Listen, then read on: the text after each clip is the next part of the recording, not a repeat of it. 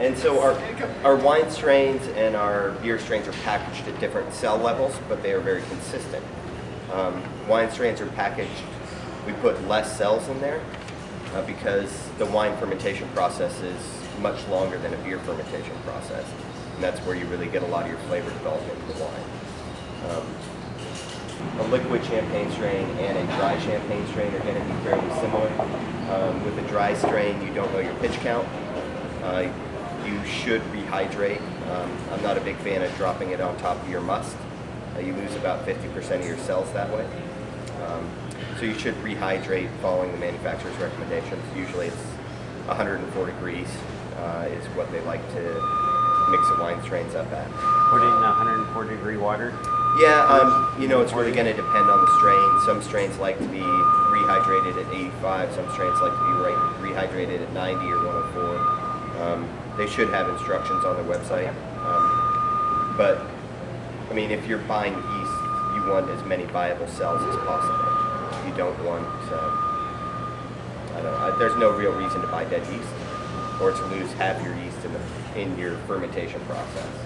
And the dried companies, they're going to throw a ton of yeast at you because they know you're going to lose a lot when you mix it into your wine.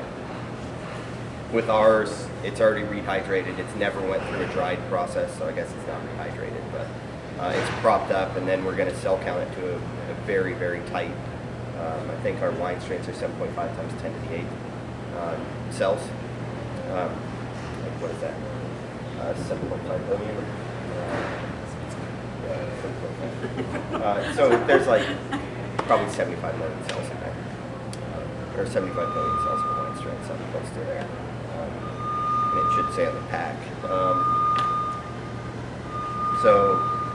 And then you're going to have proof of activation prior to pitching. You're going to give them the healthy breakfast. You're going to pitch metabolically active yeast, so you're going to decrease your lag time.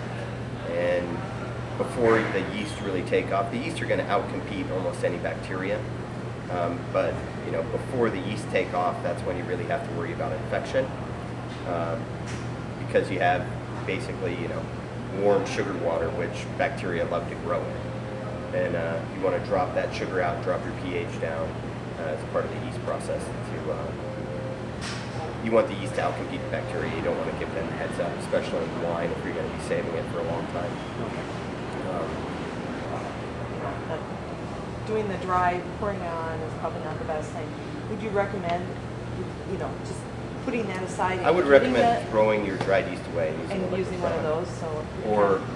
Or choosing. I would recommend choosing, if you are going to use a dried yeast, you can make great wine with dried yeast. Sure.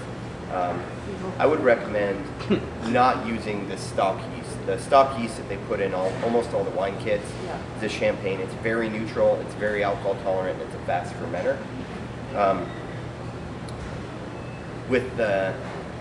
But you're not getting any fermentation flavors that you want. You're not going to get, you know, a lot of fruit or stone fruit or earthy characters that you want in your wine. I did a kit Syrah last year, and I split my batch and did half with our Bordeaux strain and half with our Chateau Red strain, and you can't tell they're the same one.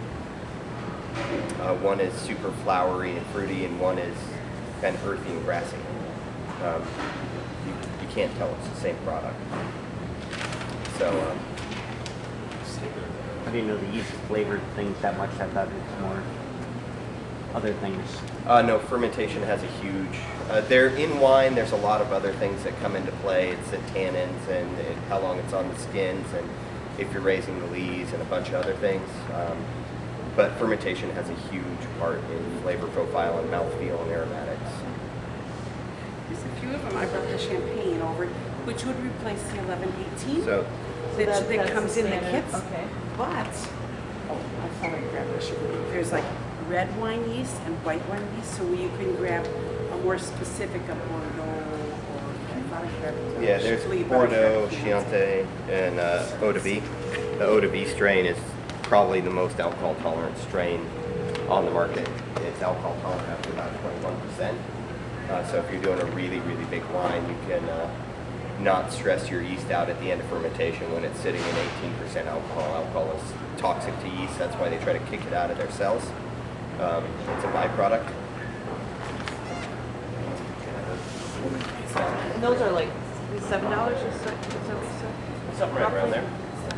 there. It is much more expensive than dried yeast. Sure. That said, I don't make my wine to save money. I make my wine because I want to make a nice product by myself. And that's why I make my beer.